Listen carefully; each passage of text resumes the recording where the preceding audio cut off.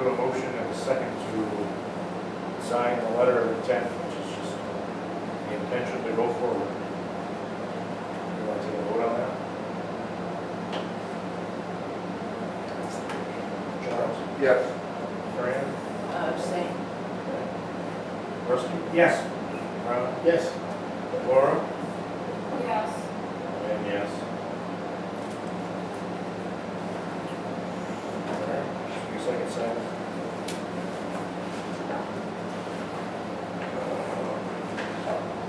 Let's see. Everybody hear us okay online? Did I figure out the microphone thing? The MedX update is next on the agenda. So they're actually coming, we're going to join us on the next meeting. They did ask for our questions, if we have any. File a list, and I'll send them to them so they can kind of put together a presentation that answers our questions.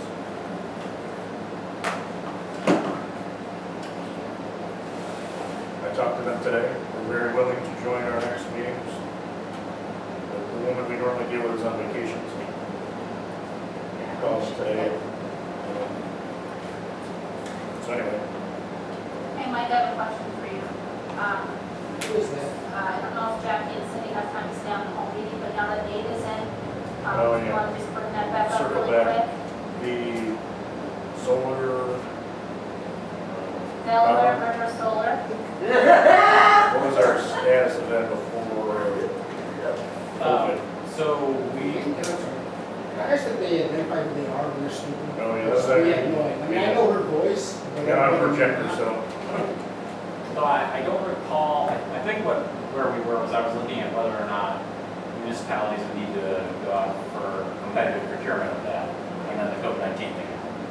So I can tell you that, yes, my office is of the opinion that an energy supplier like that would need to be competitively procured, whereas, you might say, well, why don't we have to competitively procure purchases from NICEAG? And it's because NICEAG has been specifically granted a monopoly as a provider in New York State. You don't have to ever solicit procurements. If you choose not to, you just buy from NICEAG. But if you go purchase from anyone else, then you'll have to competitively procure them.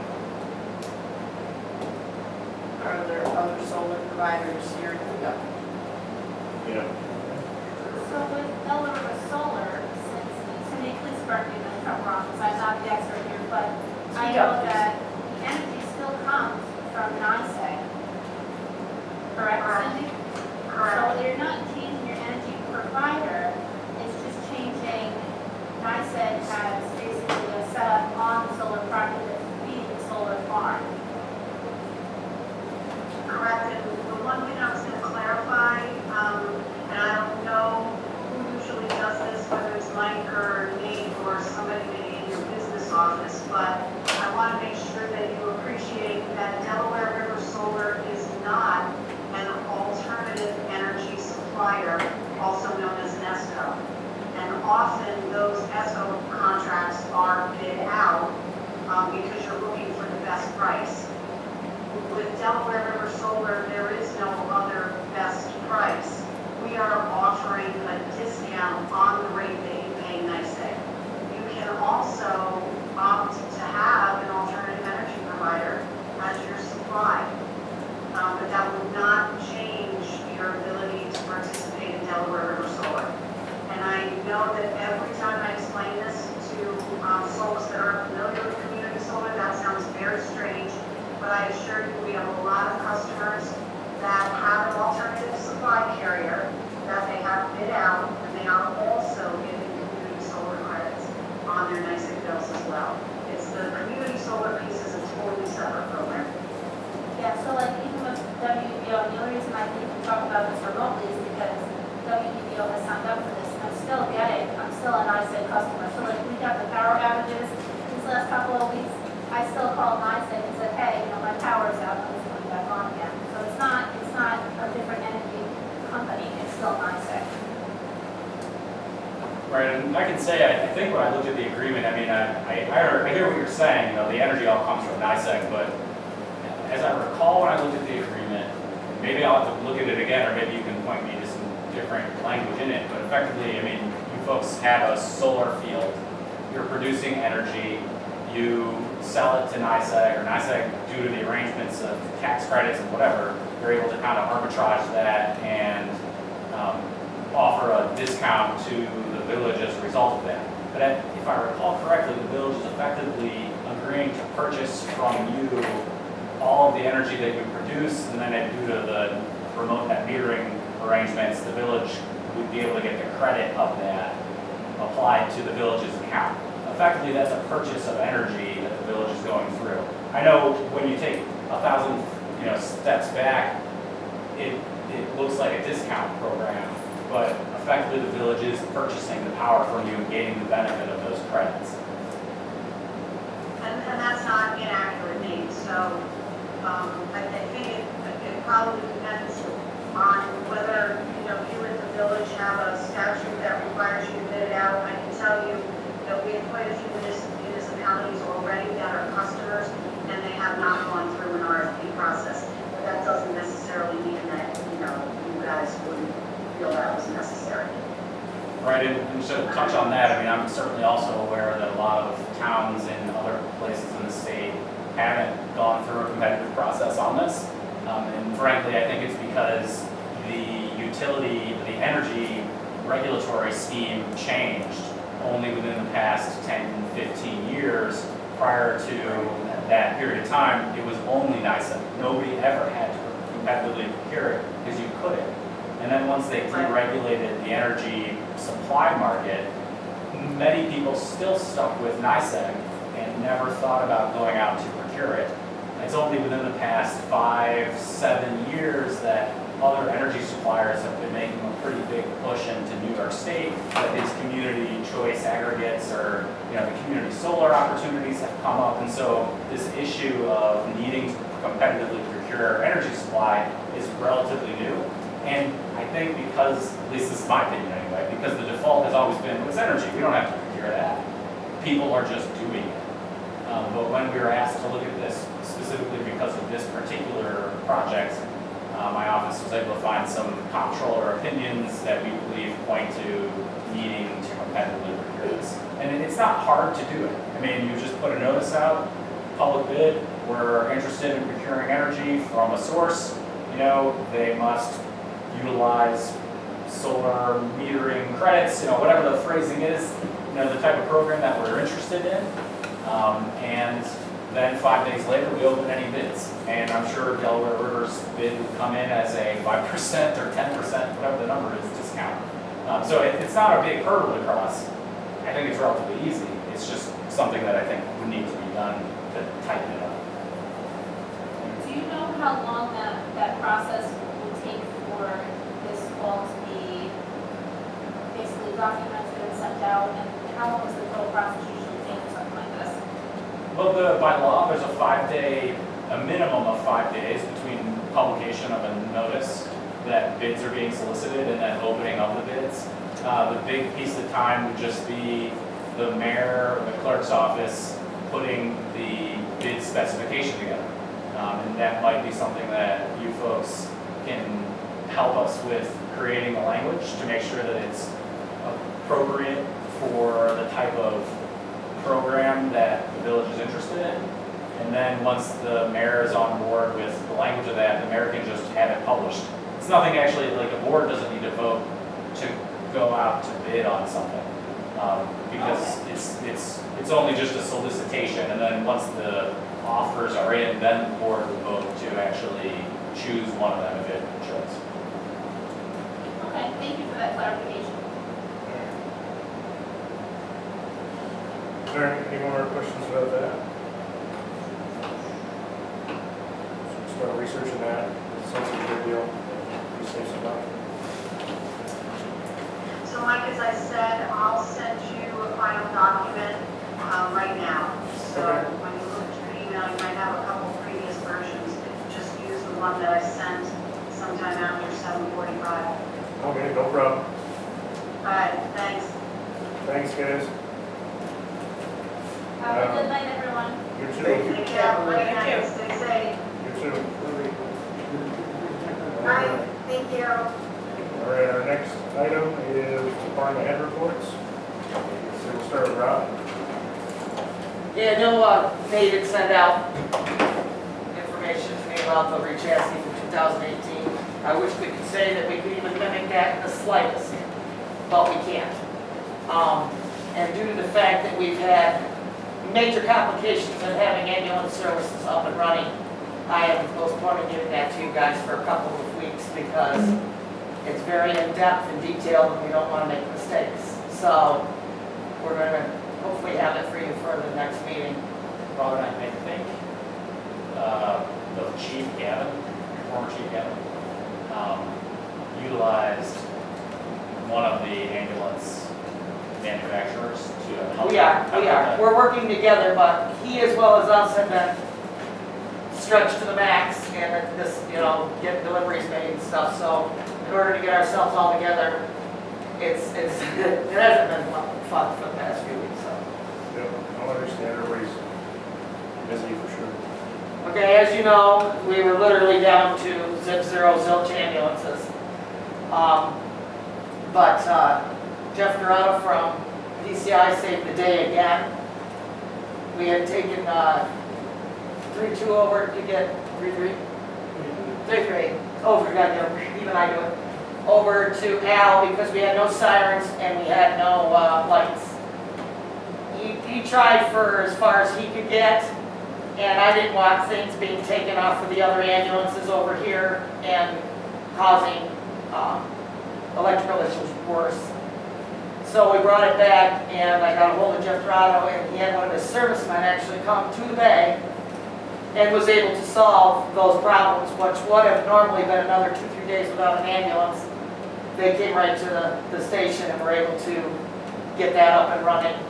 So a big thank you to them because they didn't, they happened to see our need and jumped in on it.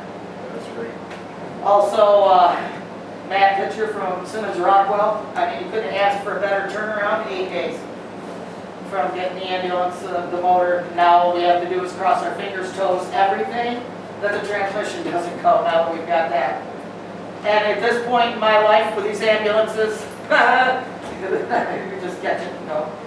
And I want to thank Jeff for everything he's been doing getting that done because he's been doing a lot of the footwork for us. We've had 61 calls from the 1st of July till today. Quite frankly, 10 of which we didn't take because we had no ambulance. But at this point in time, we've got everything where we want. We do have the one with the new motor is second due right now. As they were bringing it back, the front end started shaking like a banshee. They turned it around and took it back, and it was off balance. The tires needed to be rotated, and it needed an alignment. Sadly, the new place there at Simmons Rockwell does not have a big enough device to do the alignment on the ambulance. That being said, it was brought. He balanced the tires the best he could to get them back here. Went over to Moore's, got it balanced, and the tires rotated. Have an appointment with, I know it's all of our favorite, to get the alignment done over at Royal. But we're going to be staying there and waiting for it to be completed. It is not being left so that they can drag their heels about getting it done and us getting it back in service. So at this point, it's only second due because we don't want to ruin what has been done with the tires and all that. Once that's all taken care of, that one will become first due with the new motor and give Port 33 a break. And hopefully we can maintain what we have until we deal with the re-chassis issue. So basically, other than that, I really don't have anything. Robin, just so you know, on the Arnett board thing, I Yes. have gotten some more correspondence with the board folks. So hopefully, fingers crossed, by the next meeting we'll have that. Awesome. Thank you. Sounds like good stuff. Any questions for Robin? Laura, could you hear her? And I know there was a concern about a certain person passing away over at one of the center, well, living facilities over here. There was automatic mutual aid, there was no delay in departure of an ambulance. That was, the outcome of that was gonna be the outcome it was. There was nothing that could have been changed by whether we had an ambulance or they had an ambulance, so. So that's out there.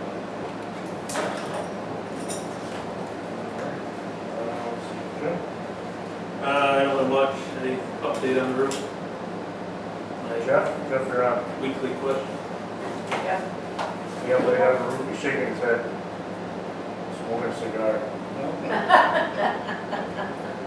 Is he smoking? Smoke this cigar. Shaking his head. That's why he's not talking.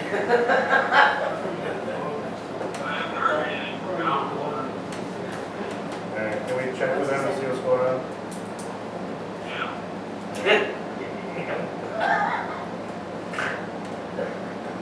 No. The only other thing I got, we put the fascia board up on Station 2. One of our members did that, it's Eric Johnson, so he did that on his own time. I thank him.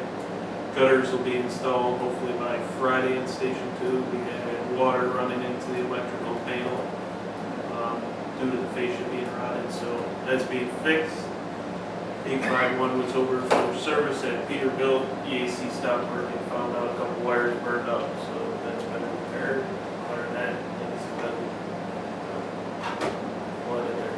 But that's the word. That's all I got. Don't say. We know better. Tracy? The only thing I really have is update on the disinfection project. I think you guys all received a copy of this. Kind of short notice for tonight, but I just wanted to go through some of the highlights on it. It's something that we should make a decision on at the next meeting. No later than that, I would say. We put the project out to bid. The low bidder was Low Bar Inc. Come back on May 18th. The bid was awarded to them, but as things were unfolding, the mayor didn't sign the contracts just due to we were hearing rumors the grants were being put on hold. Early last week, we got confirmation that both grants are on hold. So we have a couple of options. They're listed out here. Option one would be to go out and do a bond anticipation note. From what we've been hearing, they're running 1 to 2% interest rate on those. We would do one of those for a year term, and then if the grants weren't back available in that year's time, we would roll that over to a 0% loan to the EFC, and list the payment for that loan if we were happy to go that route was right around the $32,000 per year to pay for the project. And any time in that time frame that the grants become back available, we can pay that off. If it was in the first year time frame or after. And then the second option would be to put the project on hold. We don't have to have the disinfection in operational until April of 2023. So it's already all been designed and everything. The construction phase is 9 to 12 months, they're saying. So we could put the project on hold, see if the grants become back available, then rebid it and such. If we do that, we got quite a low bid actually from Lobar because they're already on site, access roads there, everything. So the 770 that they bid is not going to be a bid a year from now, a year and a half from now. Like I say, that's just kind of a summary. It's all here for you guys to go through. Any questions, that you come up with in the next couple of weeks, and you get a hold of myself or Kim at the office. And hopefully we can answer them or get you the answer. Tracy, the only thing I think when I looked at that really quickly, I don't recall seeing if the village board delays the project for a couple of years. Hunt is presumably going to want to get paid. And so, We've already paid the engineering part. oh, they have. Yes, Hunt's already been paid for the engineering.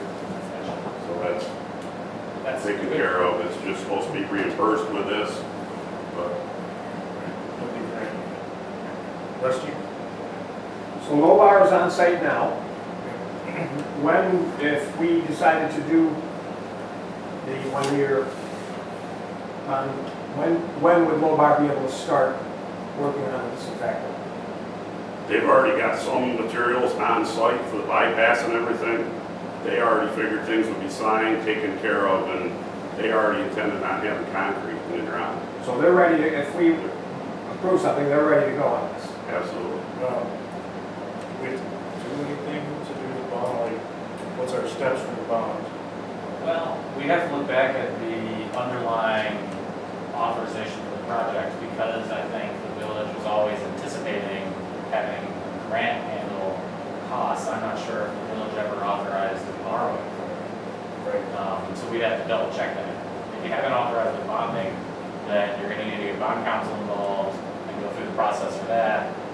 And so you'd be looking at least probably from today, anyway, 70, 80 days out from being able to start to pay over. And if there's ever a permissive referendum petition filed and then a vote on this, who knows how that might turn out. So you might not want the project to actually move forward until you have the financing. The village did a bond resolution, they're just not sure exactly For this project. for this project, and that was done for 1.7 million, because that was the estimate of the project to begin with. Bids come in considerably lower than that, but there was a original bond resolution for 1.7. Now, the exact wording, Yeah, then, I mean, if that's the case, then you've already gone through all that, and then you could just, it's just saying to the bank, all right, we're ready to close, here's what we'd like to do. I'm assuming it must have been, is it a reimbursement grant? The village spends the money? Yes. And then, Yes. So you're, yeah, okay. We were gonna do a bond anyway. Yeah, so I'm sure you've already authorized the borrowing, which means it's just a question of how long a period of time you actually borrow the money for. Right. I mean, double check with bond counsel as to what they need to do, because you're gonna need to get that moving anyway. There's a couple concerns, I've talked to Tracy numerous times. If we put it off, my concern is that every other municipality's putting it off, we may not find a contractor at that point. Right. And if we do end up not getting the grant, we borrow the money at 0% interest, we can pay that without raising PB rates with our current income. Right. Not the best idea, but the DEC has yet to expand the time frame out, and I don't want to be caught stammering in 23 going, oh crap, it's now February. Yeah, And I worry about the amount of people that are going to be looking for contractors, because they're doing the same thing, they're putting it off. right. I'm very hopeful and wishful that the grants will start to come back in at some point. I doubt the DEC is gonna lower the regulations. Right, and that's one of my other concerns. Is there a deadline we can't go beyond, that we won't be able to capitalize on the 70? It typically is a, So typically, after the bid is awarded, the agreement should be signed. Lobar could say, hey, you awarded the contract, you should have been moving forward on this already. It's been so long since the agreement has been signed, I think, or not signed, that Lobar could possibly try and walk back there. I don't know.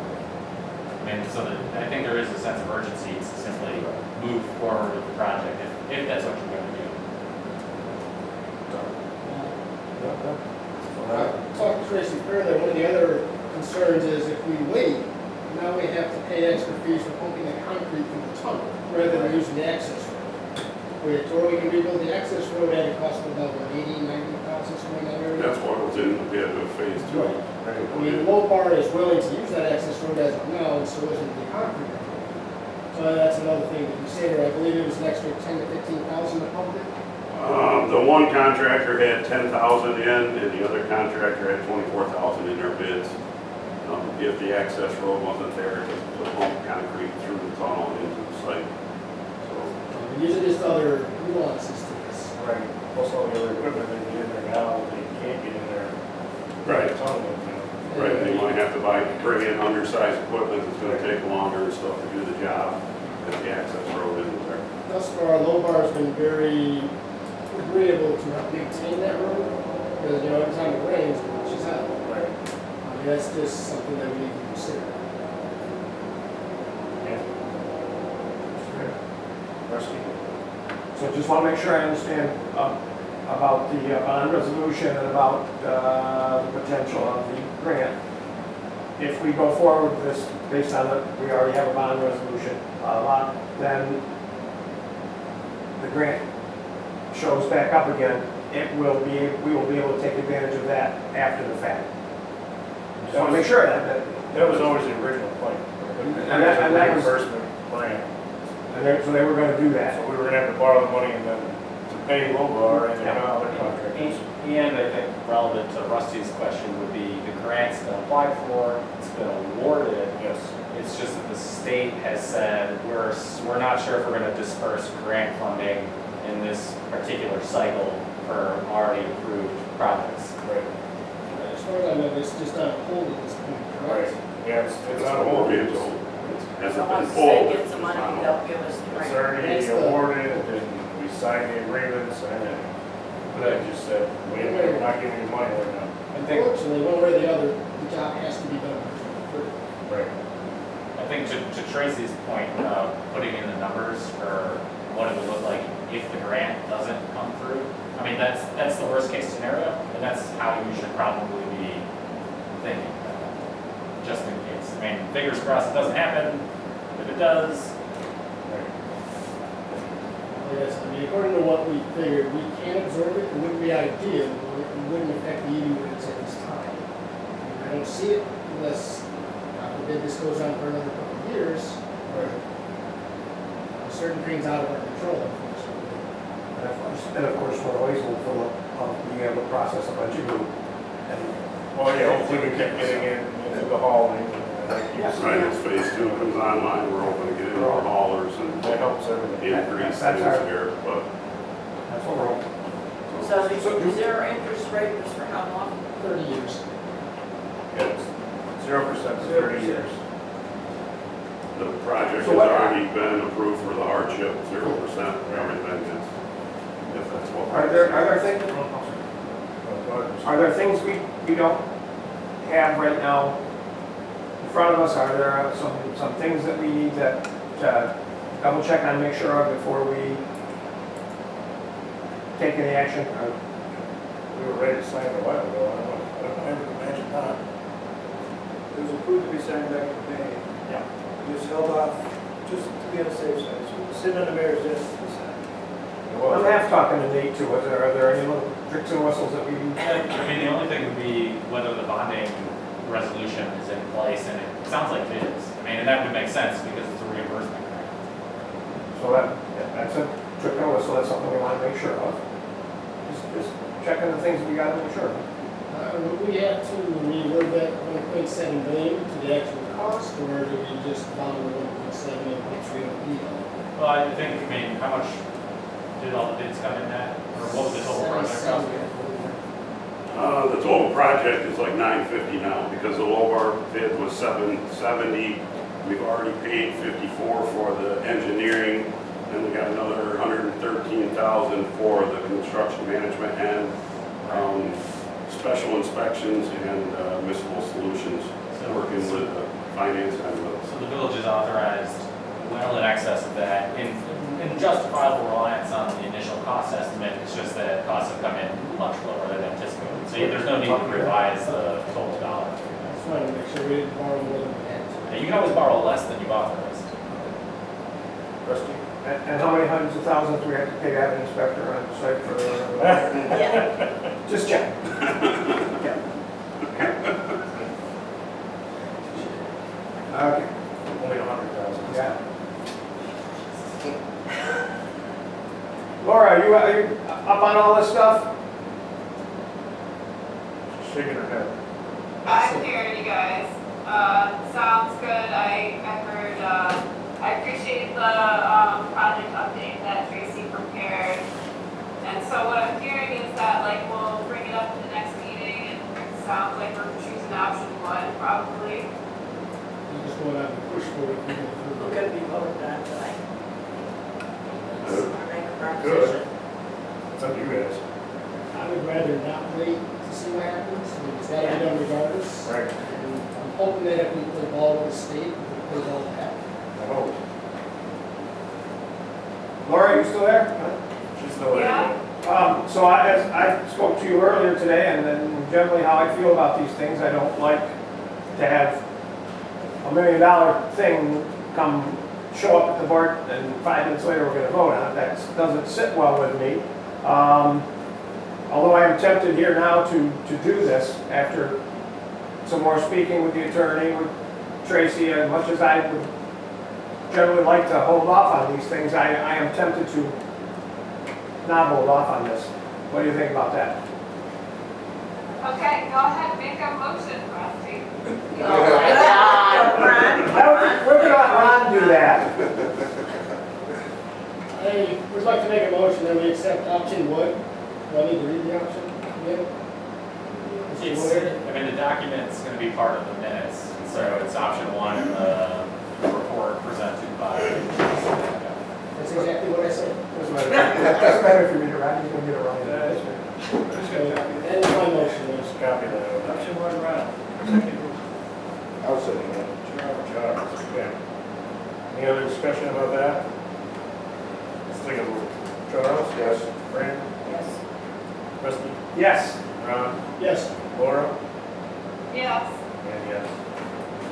So are the only other pieces then? Now, I think this is the right move.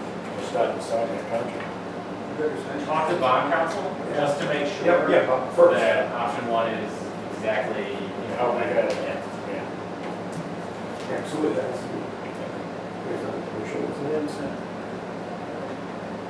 Alright. Anything else? No, that's all I have. Anything about the department head board? You guys thought mine was bad. We haven't even gotten Jeff yet. I know, What do you I guys know. want, Jeff? With everything. Let's do Jeff. What do you got, Jeff? Nothing additional. Talks a lot less than he's left here. Yeah, you guys are doing good. I see you picking up sticks everywhere. I got my bags on the sticks. Took a lot of sticks from both times. There's another pile out there, just saying. Just saying. You're a very motivated person. All right, this is Mr. the Mayor? judge. Can I finish up something on this? Sure.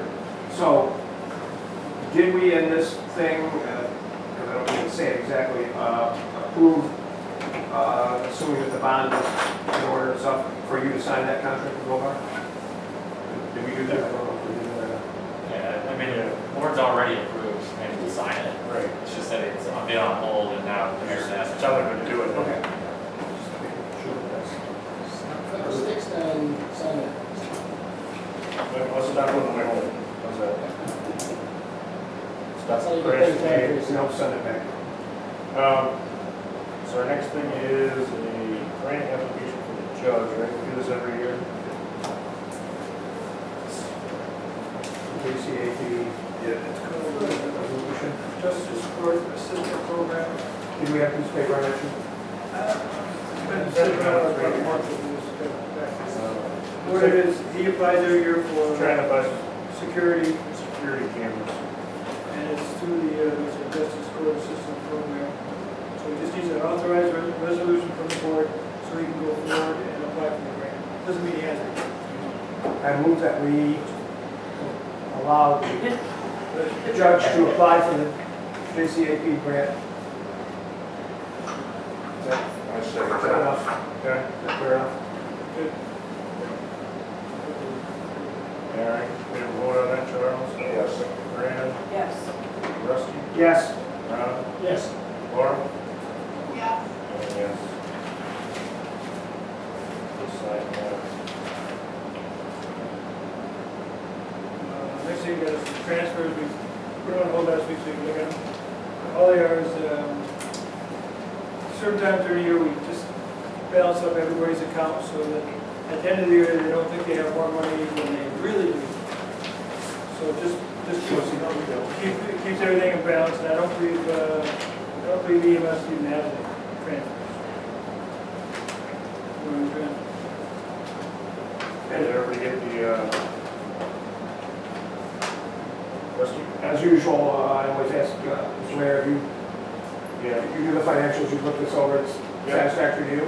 Yep, this is just to keep, like Rodney said, all in, one line up to the other. Move we approve the transfers. All of it is the same departments. Right, same departments, just, money from whatever. I'll second. I second. Too late. Brady got you. Or are you trying? All right, we'll vote on those. Charles? Yes. Brad? Yes. Rodney? Or Rusty? Rodney, how do I vote? How do I vote, Rodney? Yes. You abstain. Where's that note located? Ron? Yes. Laura? Yes. And yes. All right. Treasurer's report. I did my analysis. Everything's looking good. Which is good because we're the 11th of the 12th month reports. It's a good thing here. Any questions about the treasurer's report? Move to accept. Yep. Okay. I move we approve as presented. Okay. Rusty Second. second. Rusty second. Any questions